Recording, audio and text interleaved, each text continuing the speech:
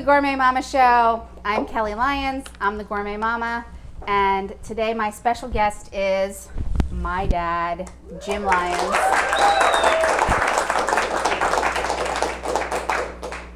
This is great. Chris told me I could talk as much as I want, and you don't tell an Irish salesman that. That's just a mistake right from the beginning. Anyway, welcome everybody. This place is so amazing. I don't know, George, you must have been on LSD when you filled this place up, because it's got everything.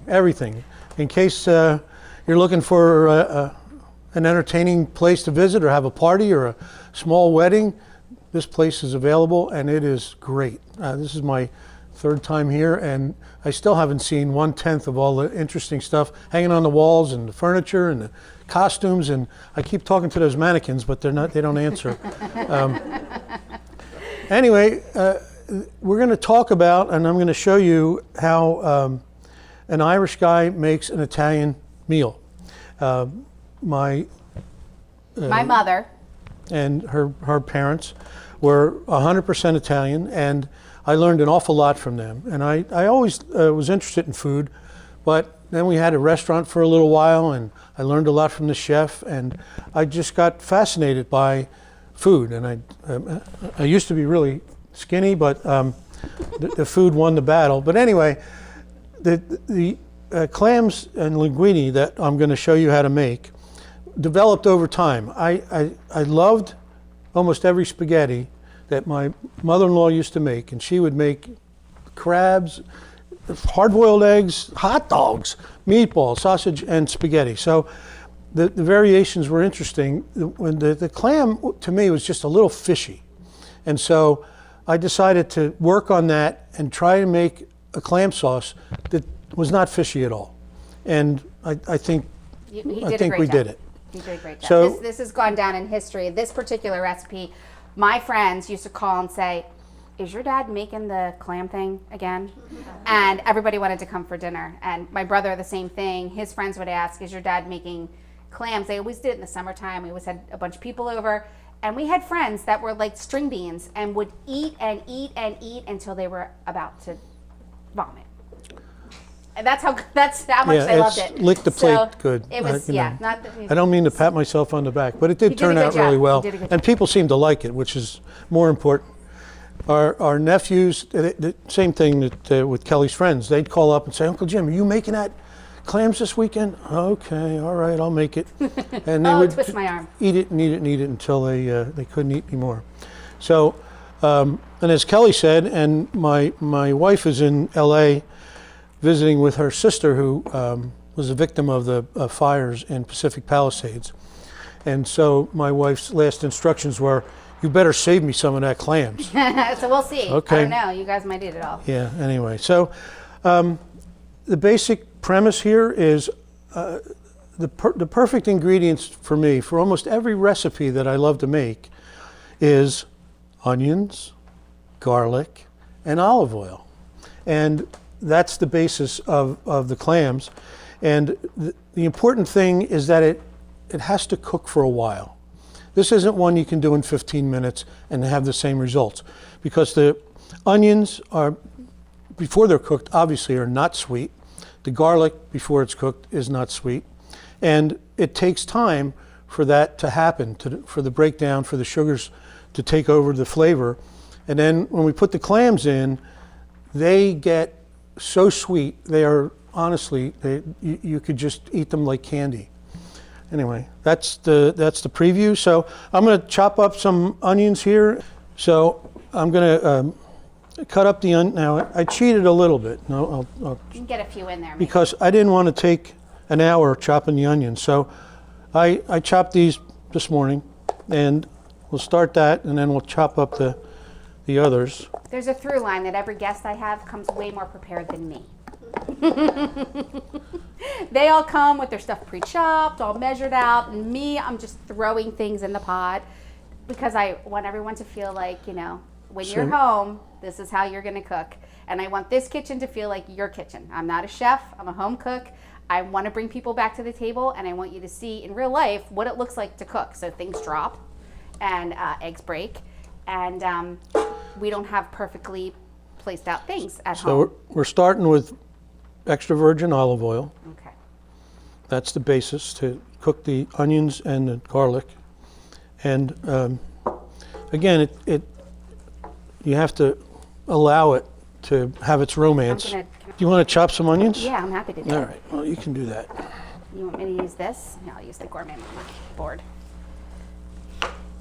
But again, I don't have knife skills. I never really did. And no one ever really showed me. Except I did watch that Julie and Julia. Julia Child and Yeah, and I was obsessed with how she was chopping onions, but I still haven't done it. So I am not a culinary artist by any stretch of the imagination. I didn't mean to pull a fast one on you. That's all right, Dad. I'm happy to chop.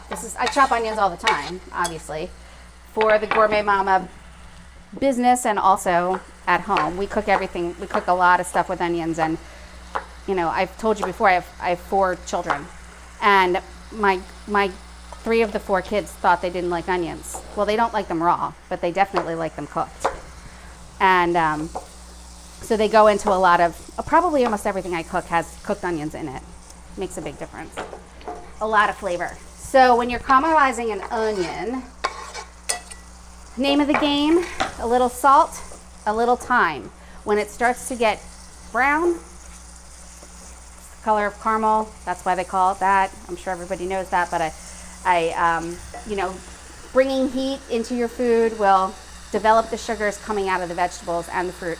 So, You want to chop them? yes. Now we're on the garlic department. And the funny thing about garlic, of course, there's very little garlic in my house growing up. My dad's Irish. And my mother-in-law, who was 100% Italian, used it a lot. And man, everything tastes so good here. What makes it taste so good? Well, the trick, it's garlic. You can't hide it.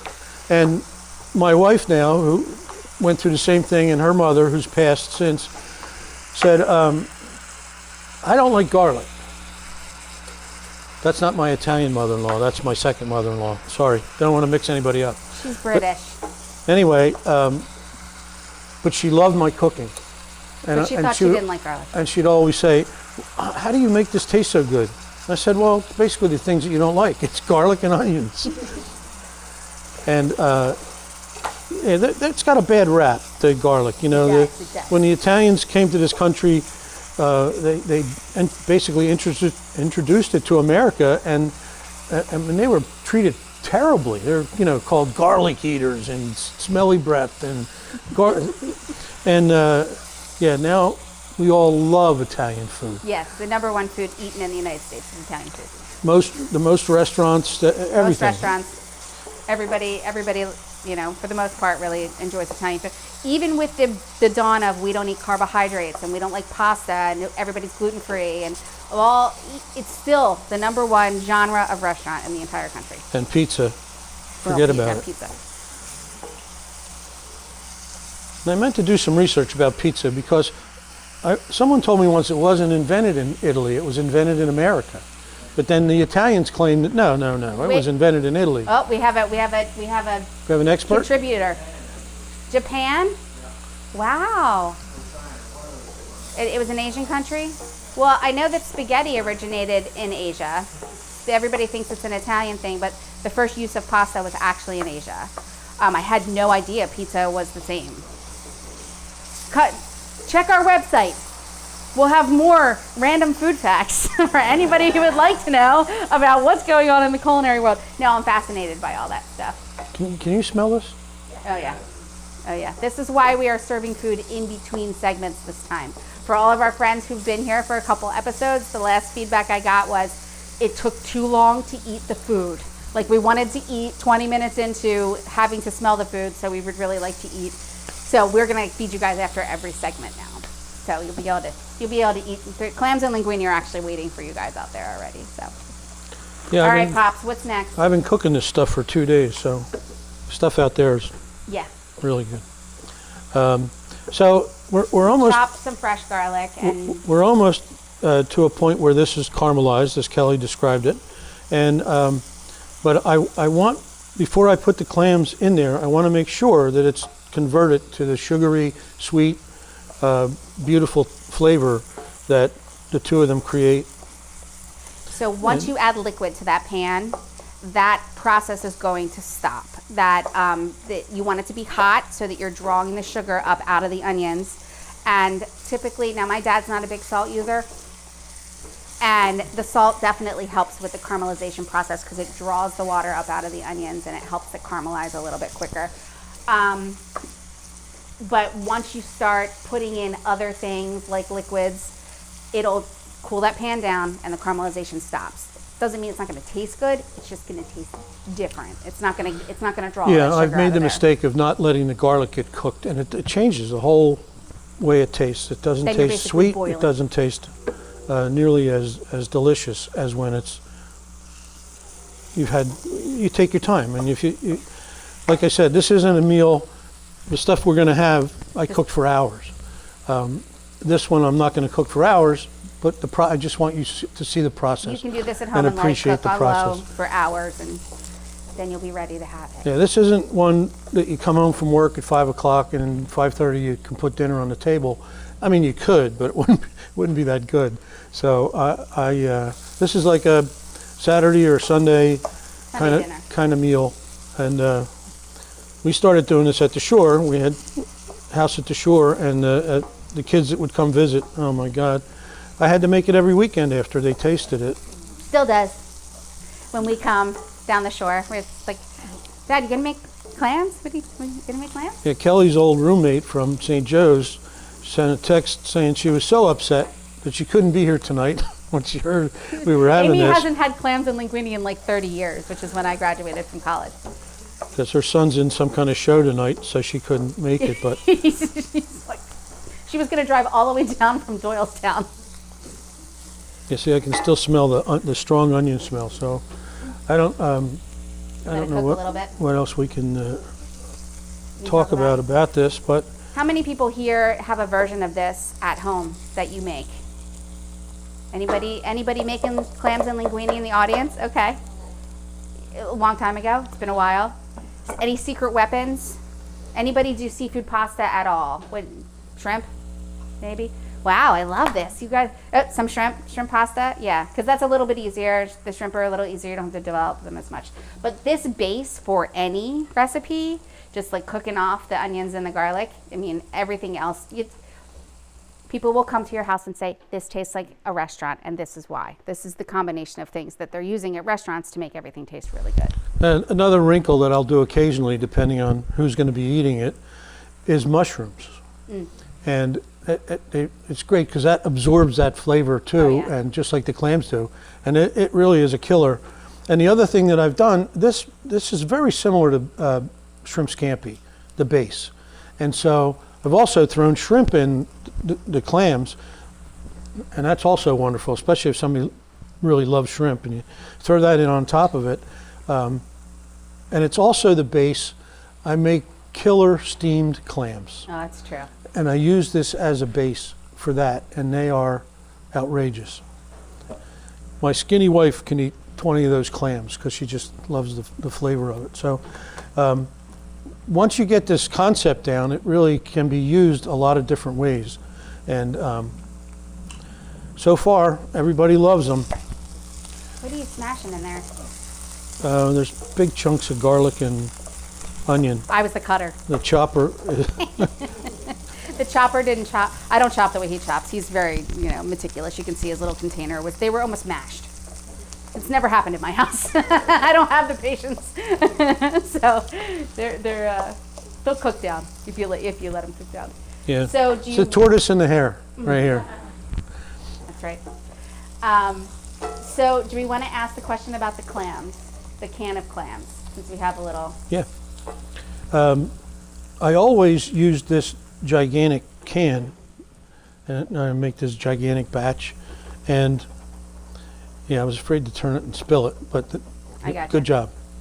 So I go to BJ's, where I've been shopping for 100 years, and they don't sell this size clam anymore, this can.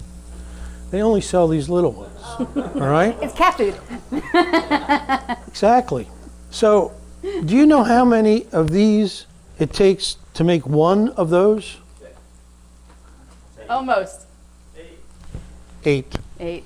8 cans. So, for tonight, I'm making a double batch in there. I had to open 16 of these little bastards, for lack of a better description. It's a family show. Oh, okay, it's a family show. These little buggers.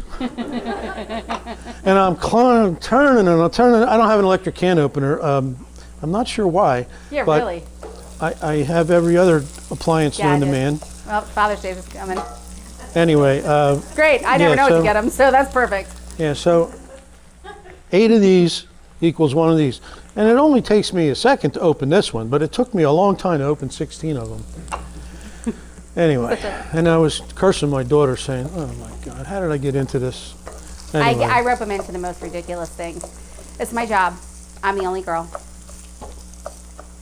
God. And my grandson, her son, he's following right in her footsteps.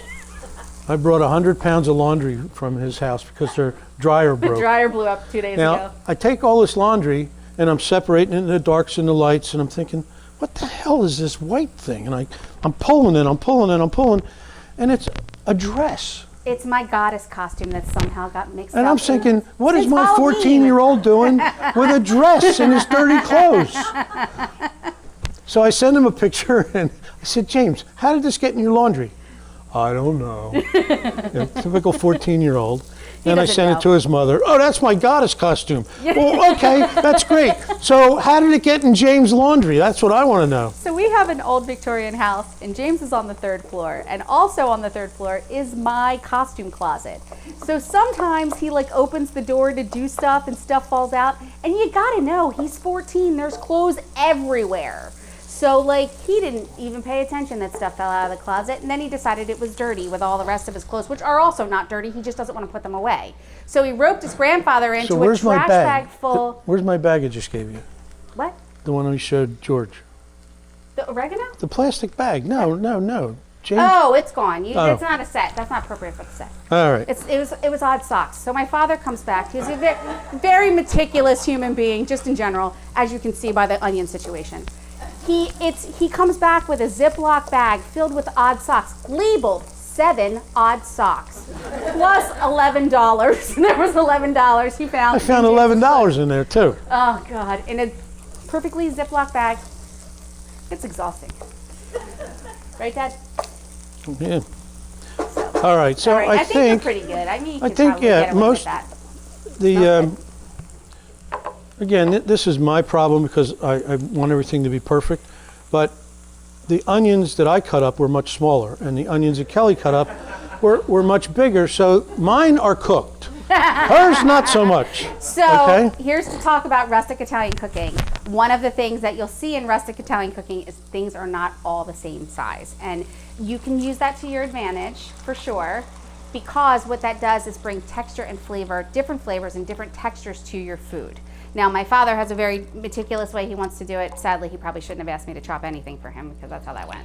Well, onions need to be cooked. That's the only problem. But these are cooked. They're just not. They're sweated, not caramelized. But there's plenty of caramelized onions in there, I'm sure. Wow, this pan is just about at maximum capacity. So we had a logistical issue. My dad has a really big pan that he makes this in, so it's easy. And it did not make it to set today.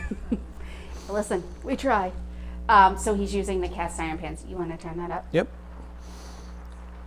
Now, after I pour the clams in, and the juice, and that is the magic thing. Just in this can, there's so much liquid, and it just, now the onions can absorb it, the clams can absorb the onions, and it's exquisite when it's done. Yes, and it's amazing. Any questions?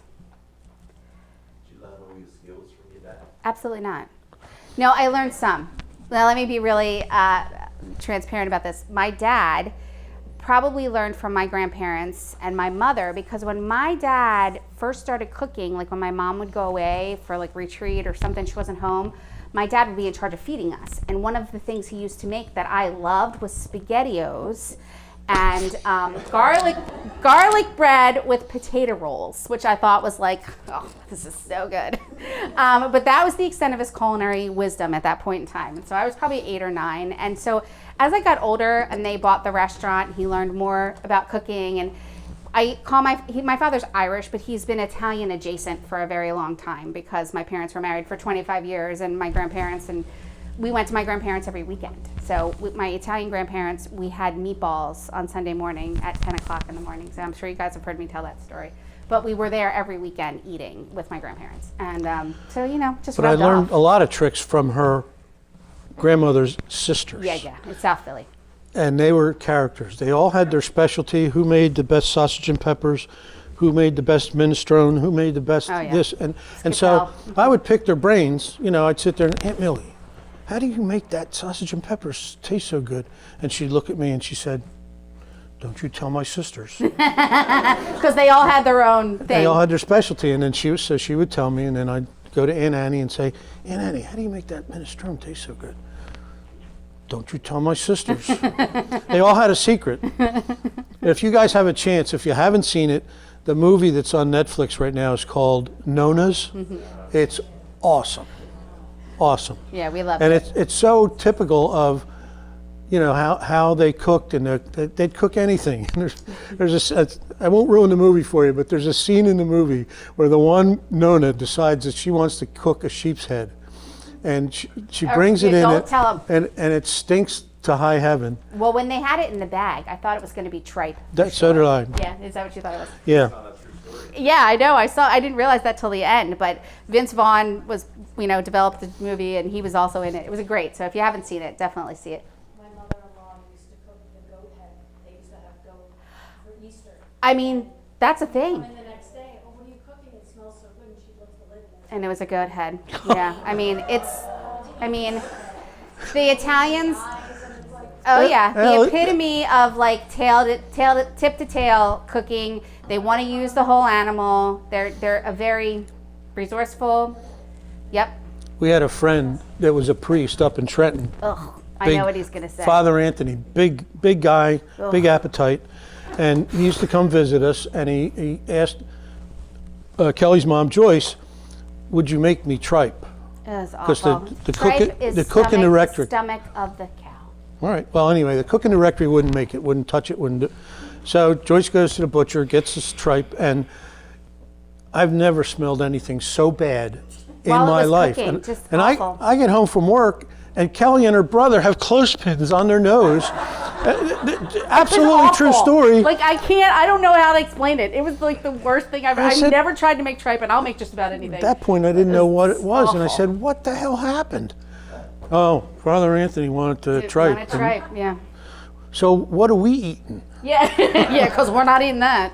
I probably had SpaghettiOs and potato roll garlic bread that night, which would have been great. It's funny. They will eat and try to cook anything Yes, that's not nailed down. it's a resourceful culture, for real, and a lot of island cultures are like that. So we're gonna wrap this up because literally this is just gonna be cooking, but we have food for you guys to eat. So we're gonna start with the linguine and clams, and we're gonna wrap this segment up, and then we're gonna come back and we're gonna make crab cakes. So. And I know you weren't writing this down. The last ingredient is white wine, and that's after this boils. Sorry, Then I put the wine in and let that soak into the clams, and by then the clams are drunk and sweet and happy. About a cup. Yeah. Whoa, Dad, a cup? That's a lot of wine. This is 51 ounces of liquid. That's why we're all great at the end of this It dinner. all cooks off. It does. It's very harmless. I'm teasing. All right. Well, All right. thank you all for paying attention, and I hope I didn't bore you too much, No. and I hope you enjoy what's out in the lobby. Yeah, let's eat. Let's eat.